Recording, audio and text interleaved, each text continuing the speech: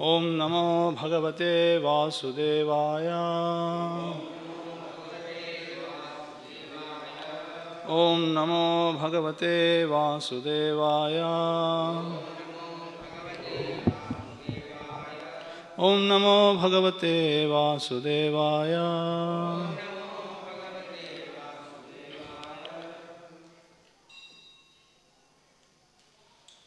Reading from Srimad Bhagavatam, Canto 9, Chapter 22, The Descendants of Ajamila. Text 18, 19 and 20 we will see. So 18 and 19 there is no purport. So I'll just read. Somavamsheh kalo nashte kratado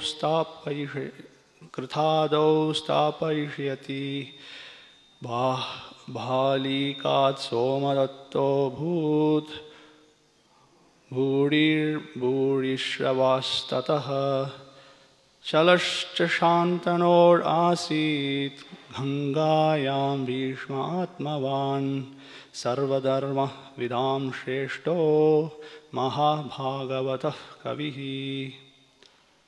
Translation. After the dynasty of the moon god comes to an end in the age of Kali, Devapi, in the beginning of the next Satyuga, will re-establish the Soma dynasty in this world. From Bahalika, the brother of Shantanu, came a son named Somadatta, who had three sons named Bhuri, Bhurishrava and Shala.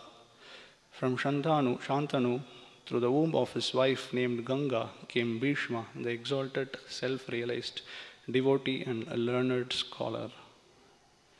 Text 20. Virayuta agranihi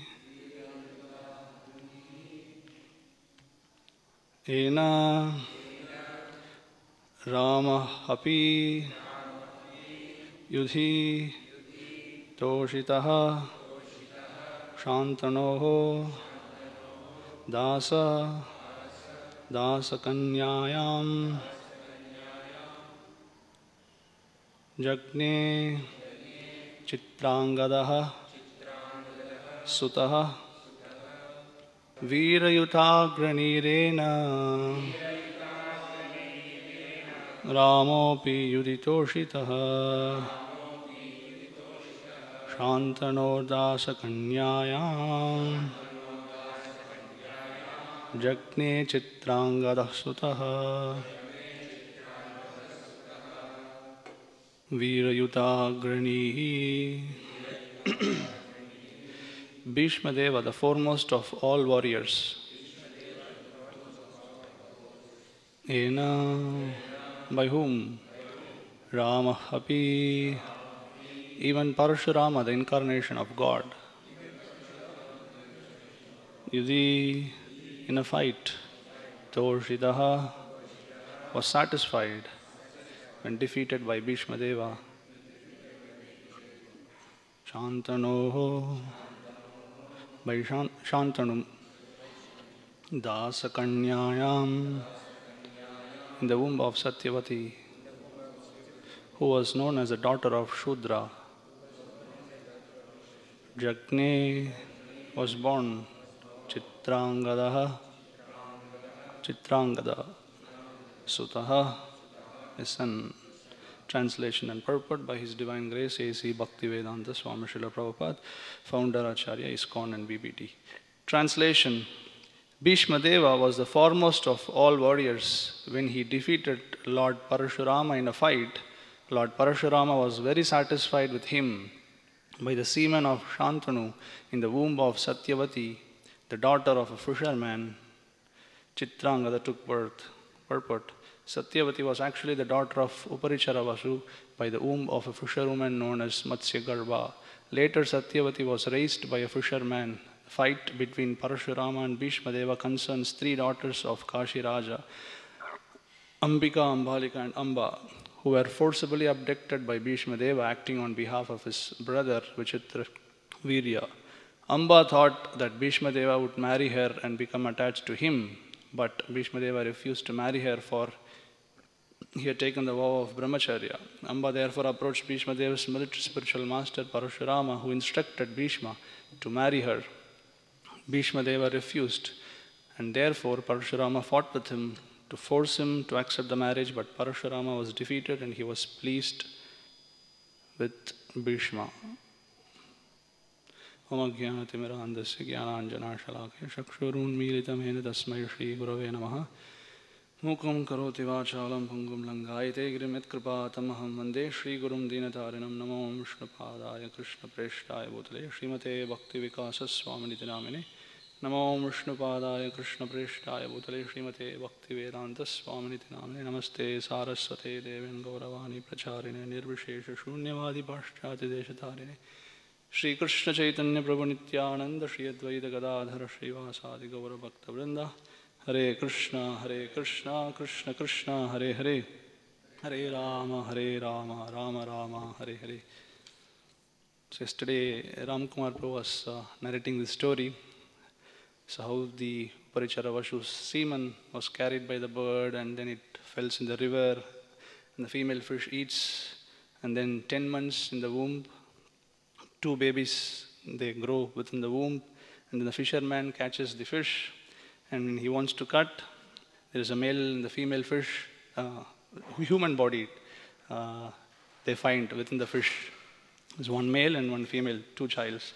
So when the fisherman goes back and gives to the king says that, I'll keep the male, but female you take care, because she was having smell of the fish. So the fisherman names the girl child as Satyavati, and he brings her up.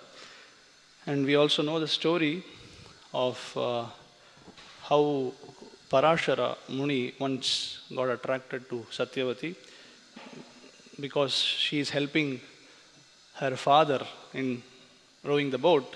His father is a fisherman.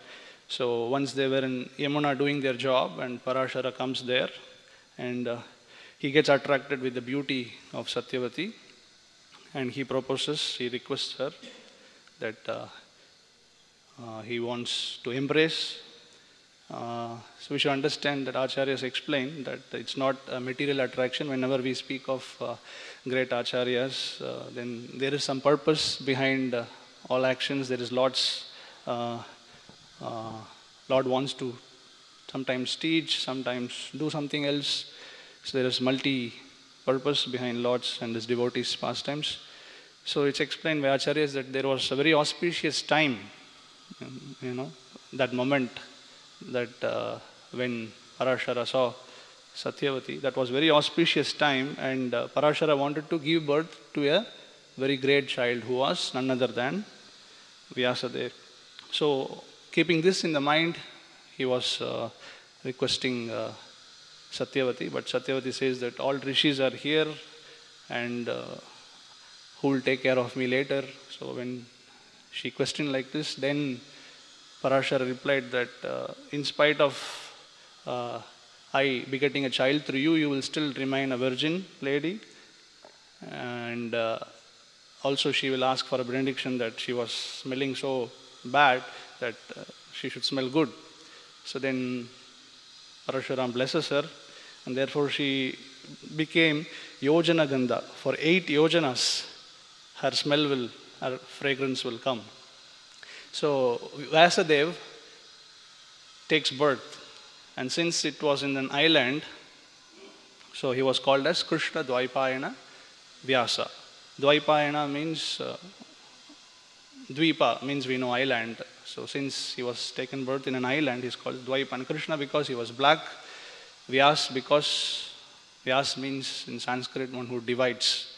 So since he compiled the Vedas by dividing the Vedas, so he was called as Krishna Dvaipayana Vyasa. So and then of course Parashara returns back. So now Shantanu Maharaj gets attracted with Satyavati because of her fragrance and other things, but then Satyavati's father doesn't accept the proposal. He's accepting, but provided that his daughter's son should become the next king. But he knows that Bhishma is there, who is the son of Shantanu Maharaj. So Shantanu gets disappointment. He doesn't want to agree there. He goes back and he's very morose. And Bhishma Dev learns why he is morose. And he learns from different ministers what is the reason of Shantanu Maharaj's cause of disappointment. So and then Bhishma goes and approaches the fisherman, requesting him to give his daughter. And when he told the conditions, he said, okay, I agree. My son won't be the king, I'll make your son. Maybe you'll agree, but your son wants to be. But you want to, first, he will say, I will not become king. Then you say, your son may become king. So then he says, okay, neither I'll become king, nor I'll marry. So therefore he's called as Bhishma. Bhishma means one who one who is terrible in his vow. Prabhupada said, is firmly fixed. So Bhishma, just to satisfy the senses of his father, he takes this great vow that he doesn't want to get married whole life. He takes the brahmacharya vow. And then Prabhupada, in a lecture, he continued explaining how Bhishma, in a Rajasuya sacrifice, established that actually Krishna is the greatest brahmachari. So, in spite of having all young girls around him, so he was the great brahmachari, not myself. So we know how Bhishma was great brahmachari, and if he says Krishna is great brahmachari, this is another explanation which people should understand. So now Santanu, Satyavati, there is two children, Chitrangada and Vichitravirya. Chitrangada dies. That how he dies we will see in coming verse. So now Vichitravirya becomes king, but he is young. So now in order to Vichitravirya find a suitable wife, and also the progeny, the Kuru dynasty has to continue. So on behalf of Vichitravirya, Bhishma Dev goes to find some suitable girl, because it should be qualified girl. It's a great dynasty, great king, and the progeny should be good. So he goes to the Swayamvara ceremony of Kashi Raja, king of Kashi Raja, and he has three daughters, Amba, Ambika, Ambalika. So he defeats all the princes there, and then he abducts all the three daughters and he brings to Vichitravirya. But then Amba, the other two daughters are okay, but Amba says that my mind is at Salva. I cannot give up that. So now Bhishma says, okay, then you go back. It's not worthy that your mind is somewhere, and if I make you get married here, the progeny won't good, you will not be chaste. So when she goes back to Shalva rejects. You were abducted by some other king, how shall I get married? So now Amba doesn't have shelter. So Amba approaches different rishis in the forest and explained her situation, and she said that I will just become a tapasvi in the forest. And Rishi said that that's not possible, because different Kshatriyas will come here and they will see you are young and beautiful, they'll get attracted to you, it's not possible, you should be under someone's shelter. So then neither Bhishma is accepting nor Salva is accepting. So, and then the maternal grandfather of Amba comes there, and different rishis comes there, and they resolve the issue. They all discuss, and then they all come to conclusion that Amba should approach Parashuram, because Parashuram is the spiritual master of Bhishma on military science. So if he says, then he will listen. So then she'll approach Parashuram, then Parashuram says, okay, he's my good disciple, I'll go to Hastinapur and fix the matter. So then he goes to Hastinapur. Hearing this, Bhishma comes and serves. When, as Prabhupada says, that Parashuram instructed Bhishma to marry her. So Bhishma Dev refuses, and therefore Parashuram fought with him to force him to accept the marriage. So Bhishma's point is that one thing is he has taken the vow of brahmacharya, so now it doesn't suit that he marries. And second thing is, for the progeny to be good, she should be a chaste lady, her mind is already somewhere else. So now it doesn't suit. And then great fight erupts because he doesn't accept his spiritual master's instruction. So Parashuram says, okay, now you fight. Now you will die in the battlefield. So the great fight happens. It's also explained, very elaborate story. And then at last Parashuram gets satisfied. And then he accepts the defeat. And then Parashuram replies to Amba that, sorry, I have no solution. No, Amba has no solution. So she does tapasya and takes benedictions from Shiva. And then she takes birth, next 2 lives. And then 3rd life, she comes as Shrikandi. Actually, she is Shrikandini, she is woman. But then again, there is another story how she becomes male. And then the whole narration comes in Udyoga Parv of Mahabharata. So where Bhishma Dev is narrating to Duryodhan that with whom he will not fight. This is just before Kurukshetra war. So with Duryodhan, so Bhishma is narrating that I will not fight, I will not kill Pandavas, I will not fight with Shrikandini. Then actually Shrikandi, but then he says actually she is woman, therefore I will not fight with women. Although he was a Mahajan, I will not fight with him. So all this story. So that in that part, this whole narration comes. And Prabhupada used to quote this part of Mahabharata, especially in regards to rejecting the spiritual master. Okay, translator is requesting, go slow. But he should understand, I may forget.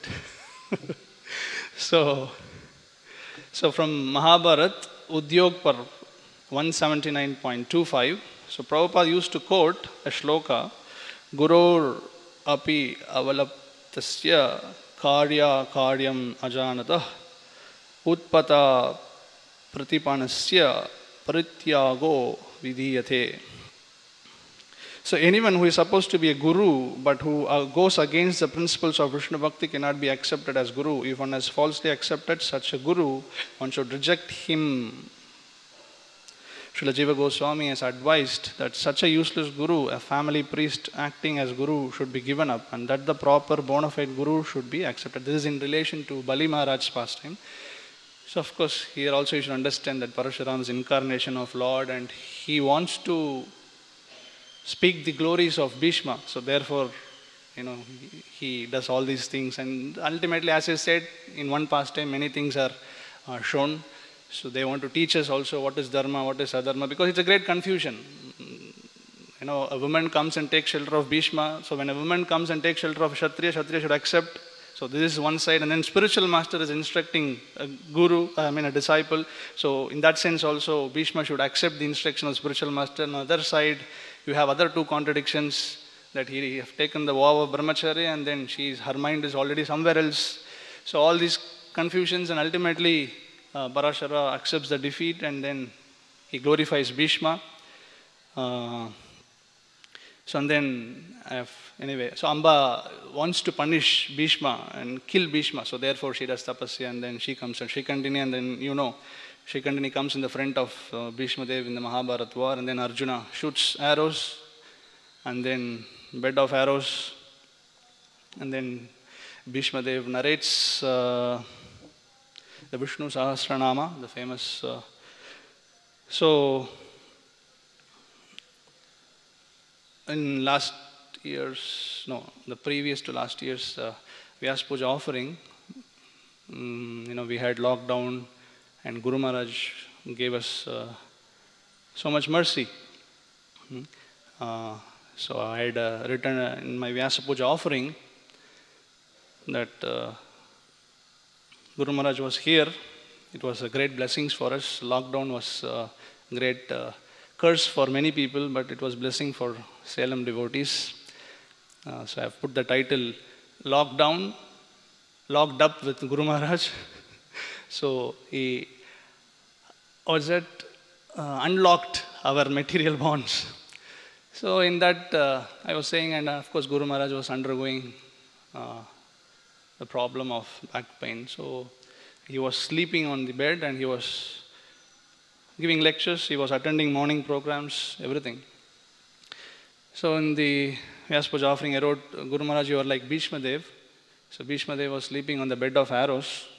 You are sleeping on the bed of sinful reactions of your disciples. So basically, Guru suffers because of the sinful actions of his disciples. So I wrote, you are sleeping on the bed of sinful reactions of your disciples.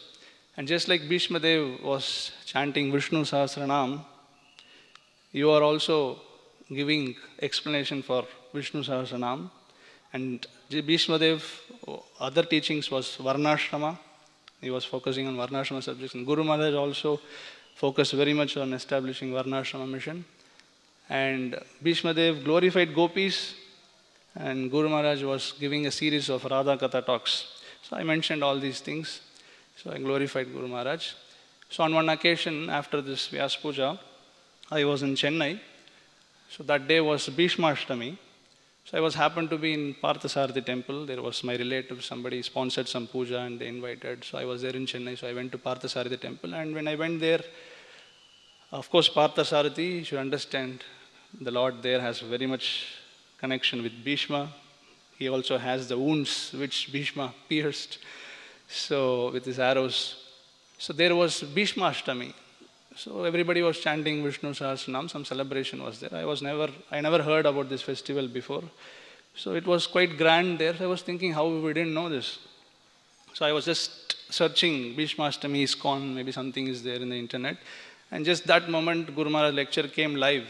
Bhishma Ashtami, title was there. So Guru Maharaj explained what is this all about. So and we know that day is the day Bhishma departed. He was waiting for Uttarayana, means he was waiting for Krishna. The very next day, Guru Maharaj was in Chennai. So I had taken some Mahaprasad from Parthasarathi temple. And I went to Chennai to meet Guru Maharaj. And I gave this. And I told him, Guru Maharaj, I wrote like this in Vyasa Puja offering. So Guru Maharaj remembers all these things. So he nodded his head. So I was so happy that today I could offer this. And Guru Maharaj reminded me about my previous year's offering. So the previous year offerings, I given a title called Drik Drishya Vichar because I was studying Bhakti Siddhanta Vaibhav. So I gave a title Drik Drishya Vichar. And I have written something. So that was in Pushkar. So just after Pushkar's Vyasa Puja offering, Drik Drishya Vichar means we know Bhakti Siddhanta's whole teaching was based on this statement, the shloka, Drik Drishya Vichar, Drishta, Drishya, Darshana, the seer, the seen, and the object to be seen. So idea is, who is the enjoyer? Am I the enjoyer or Krishna is the enjoyer? Are we doing bhakti for our liberation or for Krishna's pleasure? The whole teachings of the bhakti, the pure devotional service of Bhakti Siddhanta Saraswati Thakur is based on this philosophy called Drik Drishya Vichar, Drishta, Drishya, Darshana, the seer, the seen, and an object to be seen. So I've given this title. So after 10 days of Vyasa Puja, Guru Maharaj came to Salem. And as soon as he saw me, so he asked me a question. So he said, Srinivasa, what are you seeing? So I didn't know. Even normally our intelligence doesn't work. And when Guru Maharaj questions something, so Maharaj, Your Holiness. I replied, Your Holiness, I'm seeing Your Holiness. So then he just laughed, saying, Drik Drishya Vichar, and he just left. So in 10 days' time, he seems like he has read the offering and he remembered that. And he just exposed me basically. So I should have told, basically, I am not the seer. I am not the seer, but I said Your Holiness. So he just exposed me. So we can write so many things. It's all theoretical. So ultimately, we have to realize something. So I don't know how much I realized this. So therefore, this year Vyasa Puja offering, I just wrote something little and I didn't want to waste Guru Maharaj's time. So I thought, let me be instrument in saving another 2 minutes of Guru Maharaj's time and simply writing something, blabbering and not following anything. So Maharaj was happy anyway. So on that day he gave a lecture, very famous lecture, Story of Prostitutes. Very amazing lecture. It was very inspiring. So recently I was hearing this lecture. So that was glories of Guru Maharaj. So we are very fortunate that we are shelter in Srila Prabhupada's lotus feet and his sincere disciples. So here the narration comes, as I was telling, rejecting spiritual master. So when somebody is not worthy enough, when somebody is not following Guru Sadhu Shastra, then Shastra says you can reject such spiritual master. So we have seen instances where a son rejects their parents. In the case of Hiranyakashipu, we worship him as a Mahabhagavata, but he rejected his parents. Why? Because he was not following his parents, his Supreme Lord. So then we have seen Bali Maharaj story where he rejects his spiritual master, Sukracharya, because he didn't follow the Supreme Master. And then we see instruction of devotees rejecting family, wife, husbands. We have seen the story of the Brahmin ladies in Mathura, when Krishna came, how they rejected the husbands, how they approached Lord. The gopis, how they rejected the society. So we have seen the cases we should be very careful that to select a spiritual master, that he should follow Guru Sadhu Shastra. So in that sense, we are very fortunate, and we can see in society today there are so many gurus. Unfortunately, people get bewildered. They may be very eloquent speakers, and they may word jugglery, as Srila Prabhupada said, or do some magics, and people are so fooled that they accept such people as guru. So it's our duty that we educate people on what is the qualification of spiritual master. And then we can see here exhibition of Virya Rasa. Bhishma Dev was a devotee in Virya Rasa, the mood of, so by fighting he pleases Lord. So it's very difficult to understand how, so when somebody asks, what all service you do in temple? Sometimes we scold Krishna, sometimes we beat him, sometimes we tie him, sometimes we fight with him also. And blood comes, he gets wounded. So this kind of service we don't do, we are in, but the goal is that. So it's very difficult how this is pleasing Krishna. By fighting you can please Krishna. So we understand Krishna is Akila Rasa Amrita Murti. So he's a reservoir of all mellows. So he also desires that he needs somebody who can fight with him. And sometimes there is no opponent who can fight with Supreme Lord. So therefore devotees, they come. So great devotees like Bhishma, they come to give a good fight. And we also know in the case of Jai and Vijay. So of course Acharyas explain, Jai and Vijay, usually we say, this three incarnation. But Acharya says that rarely Jai and Vijay come. Usually they are good demons. Not that every time Jai and Vijay come. So this is just a side point. So now Acharyas give explanation that this Virya Rasa, the arrows which strike Krishna and which made wound in Krishna's body and face, the blood was oozing. So Acharyas explained it's compared to the love bites. A very esoteric explanation. So just like when a girlfriend is having a engagement with his boyfriend, sometimes in due course she may bite. So this is called love bite. So this out of love, it may wound the external body. So but this gives pleasure to the boy. So this arrow which is piercing the Lord is like love bites. So externally it may appear that it is wounding, but it's actually giving great pleasure to Lord. So we are now celebrating this Damodar pastime for 1 month. And what is this all pastime all about? The Lord getting bound. The Supreme Lord, the all-powerful Lord is getting arrested. And Lord is declaring, celebrate this for 30 days. So any festival we celebrate 1 day, 2 days, but this festival is celebrated 30 days. The Supreme Lord is announcing, yes, I am defeated, I am arrested. Why? Because he wants to glorify his dear devotee Yashoda. So there's a competition between 3 B's, Bhakta, Bhakti and Bhagavan. So Bhakta is chasing Bhagavan with Bhakti. Who wins? Because of Bhakti of Bhakta. Ultimately Bhakti wins. Bhagavan gets defeated and he is glorifying. Somebody, if we gets defeated, if we gets, caught, we try to hide. And Gokul Prabhu scolds us, immediately first thing we see is if anybody is around. Such an ego is there that even if I do mistake, that's secondary, but make sure that others don't know. You know, you know, because such an ego we have that we don't want to be seen that we are defeated. We being such an insignificant, useless soul, having such a big ego, the Supreme Lord, who is the greatest personality, he is accepting his defeat so publicly, and he says 30 days you can celebrate. He's caught, what is that? Usually they say red hand, but here he was caught white hand, because he had butter in his hand. So it's called, he was caught white-handed. Lokanath Maharaj told when we were in Vrindavan one Kartik, so he was mentioning in his lecture. So this is the power of bhakti. People can't understand how you can, neither they can understand Lord, nor devotees, nor their service. Lokanath Maharaj was telling in that lecture that some people in Africa, when devotees were chanting, so the Africans, they came and asked, what is this? No, we are worshipping God, praising God. What is the name of your God? Krishna. So what he does? Of course, they could have given much logical explanation, but seems like they were also enjoying Kartik pastimes or something. So they said, our Lord sometimes steals butter, and sometimes he dances with other men's wife. They got more bewildered. Already they were bewildered, so they got more bewildered. So it's very difficult. Therefore Kunti says Vidambanam. It's very bewildering. Krishna's pastimes, the human-like pastimes, is very bewildering.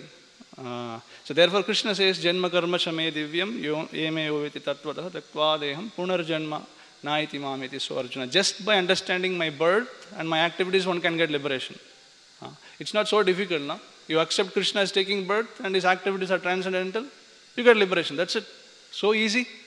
But there's the problem. It's not so easy. People say, Krishna is also, bound by Maya, Mayavadis. Why? Because they are called as Mayavadis, because they say Krishna's activities are also Maya. So it's very difficult. People are misled. Nonsense people, they give lectures on Krishna's pastime. So Krishna says, if you understand how I take birth, you don't take birth again.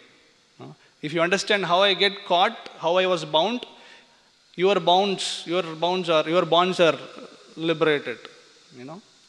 Just by understanding how Krishna, was tied by Yashoda. And what is that tie? In Scouts they teach different knots. So it's not the question of technical thing. What kind of knot, Yashoda was binding Krishna. It's not that technical detail. The unlimited Lord, the all-powerful Lord, how he becomes Bhritya Vashyata, Prema Vashyata, the servant of his servant, how he becomes servant of devotees' love. So this when we understand, then we become liberated. Prema Vashyata, Bhritya Vashyata. So this is the subject matter of Bhagavatam. This is Prema Pamartho Mahan, the ultimate teachings of Chaitanya Mahaprabhu.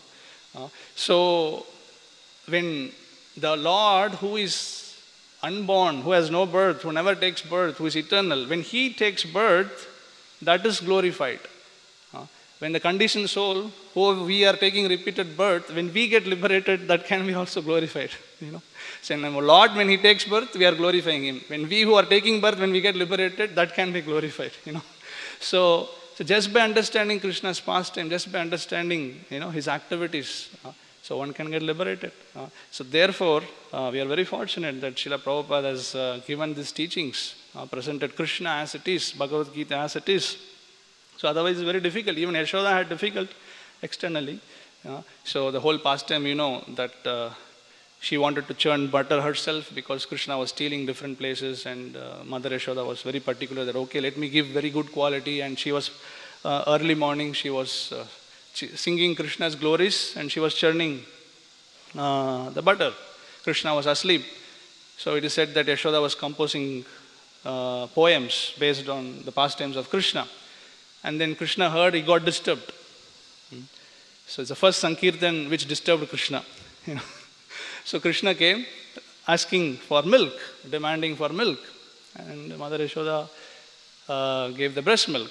But then she saw that the milk which was kept was overflowing. So for a moment, she didn't know. In the moment she has to take decision, no? So she thought that milk is meant for Krishna's service. After all hard work, she has brought it to this place. So she doesn't want it to get wasted for Krishna service. So she went to keep it down, but then Krishna was angry. So Prabhupada in the purport is telling that, so Krishna as Paramatma, he will guide the pure devotees. Although he may have so many service, what to be done first, what to do second. So Krishna will guide as Paramatma. Prabhupada is mentioning. So as a Paramatma, most probably he has guided Krishna to do this. He has guided Yashoda to, put this down. But as Krishna, he is not happy. So why? Of course, Paramatma is ultimately Krishna is there sitting just for the pastime's sake. So now there is so-called contradiction. Only devotees can understand all these things, So, and then we know how all pastime, came upon. So Acharyas explained, externally Krishna was not happy with Yashoda. Right? He was angry with Yashoda. And now in cases like this, where we are seeing this Virya Rasa, in the question of Bhishma Dev, yes, Krishna is happy because he is devotee. But then when the real demons come and fight with Krishna, Krishna becomes very happy. Krishna is pleased with Kamsa. So, but we don't, in our initiation, when our Guru gives name, we don't get name Kamsa Das. So we may get Yashoda Devi Dasi, but we don't get Jarasandha Das. So, but Krishna is very happy. What is devotion? To please Krishna. But why they are not devotees? Then Acharyas explain, Anya Abhilashita Sunya, Jnana Karma Tanavar, Anukulyena Krishna Anuselanam. Yes, bhakti is there, but Anukulya, favorably performed. So Yashoda, although externally she disappointed Krishna, her activity was favorable for the cultivation of bhakti. So therefore, it is ultimately considered to be devotion. Whereas Kamsa was, pleased Krishna externally, but that didn't give him bhakti. Of course, they were all liberated, but technically speaking, that was not devotional service and that didn't please Krishna. Why? That was not performed favorably. Kamsa fought for his comfort, for his benefit. He didn't fight for Krishna's pleasure. So to understand what is bhakti and what is not bhakti, what is devotional service is very difficult. Prabhupada sometimes in his preaching activities, he had to compromise sometimes so many things. He gave initiation, Brahman Diksha, Sannyas to the most fallen people. Even now we were seeing the video of Atlanta. Guru Maharaj was there and they were doing Harinam. The way brahmacharis went, the half-naked women, making them to chant Hare Krishna. So I don't know if Smarta Brahmin, strict Sri Vaishnava, if they see these kind of things, the brahmacharis going near, making them to dance and chant, and they are half-naked women doing that. And we distributing books. In one hand, fellow has cigarette, and another hand keeping Bhagavad Gita. All these kind of things.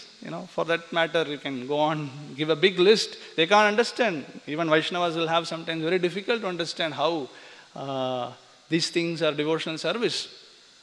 So it's very difficult.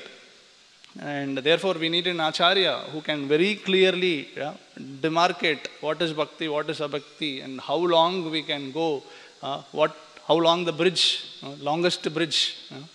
Many bridges are getting inaugurated, the longest bridge, ever increasing lengths. So acharyas can demarcate exactly and how long it can go, how far we can fetch. So otherwise, nowadays we can see so many other things are invented which is not again in line in the name of bridge preaching. So many things are invented. So we have to be very careful. Bhaktisiddhanta Thakur was so much austere in his life, but when we started the preaching movement, he started utilizing all facilities, coming in cars, wearing opulent dresses, all facilities he used. It's again bewildering for people. So he used to quote the verse, Anashaktasya Vishayan Yatharam Upayunja Nirbande Krishna Sambandhe Yukta Vairagyam Uchate Prapanchita Kathaya Buddhya Hari Sambandhina Vasthana Mumikshavi Falgu Vairagyam Katyate. So it is very clearly he gives explanation of a widow woman. So a woman, when she is married, she cooks nicely, she dresses nicely, she behaves nicely, she performs all colorful activities. But then when her husband is no more, then all these activities get stopped. So previously what she was doing, everything goes opposite. So the idea, why? Because the idea is whatever she was doing is only for the pleasure of husband. So when husband is no more, why then she should be engaged in all activities? So Acharyas understand this very clearly and they say that our goal is to satisfy Krishna, anasaktasya vishan. Yes, first of all, we should not be attached to all these gadgets, facilities, post, and people give respect to us. We are all very, very big stars in preachers. People like us, people give likes, we become heroes. And then we think we are great gurus. So we get bewildered. So we have to be very careful. In the first case, anashaktasya vishayan. First we have to be detached. Then we can perform. So the whole idea I'm trying to say is, so what is service, what is not service? It's very difficult to understand how this Virya Rasa is pleasing Lord. It's very difficult. But then through Acharyas, through proper spiritual master, through Guru Sadhu Shastras, so we were able to understand all these things. And of course, there is a concept also that rejecting a disciple by a guru. It's not just rejecting guru, but guru can reject a disciple. When disciple doesn't want to follow the principles, then a guru can reject such a disciple. So when he sees that a disciple is not following the principles, when he is not sticking to the process of bhakti, and guru becomes so upset with him, with the activities of disciples, so a guru can reject such disciples. So therefore we should be very careful. So we have, yes, such nice, beautiful pastimes. On one side, nice festivals, nice association, nice prasadam, everything is nice, chanting, dancing. But on the other side, yes, we have to follow these principles very strictly, very carefully, very rigidly. Otherwise, yesterday and day before yesterday, we were hearing Prabhupada lecture, Prabhupada said, Yamaraj, so he will, not exactly, but in another lecture he was telling, he will be kicked out. Such a disciple in Krishna conscious movement who is not following the principles, 4 principles, they will be kicked out by Maya from the society. So we should be very careful. Are we following the principles? Are we sticking to the process of bhakti? So otherwise tomorrow, we may not be here. So therefore, so we should be very sincere, sticking to these principles and relish. Yes, we have all these subject matters to relish. So many esoteric topics also there, but then very careful. Guru Maharaj, so many lectures is giving on now this on Guru issues. You can see lectures after lecture, big series of talks, qualification of Guru, qualification of disciple, the problems. So who can give such an elaborate understanding, philosophical conclusions, philosophical explanations? So we are very fortunate that we are sheltered. So always, although the highest subject matters are given, nevertheless, it has to be dealt very carefully. There is sahajism, there is apasampradayas, there is wrong way of approaching things. So all these things has to be taken into consideration. And then when we consider this matter, then we can understand this very clearly. So thank you very much. Any questions, any comments, any mistakes?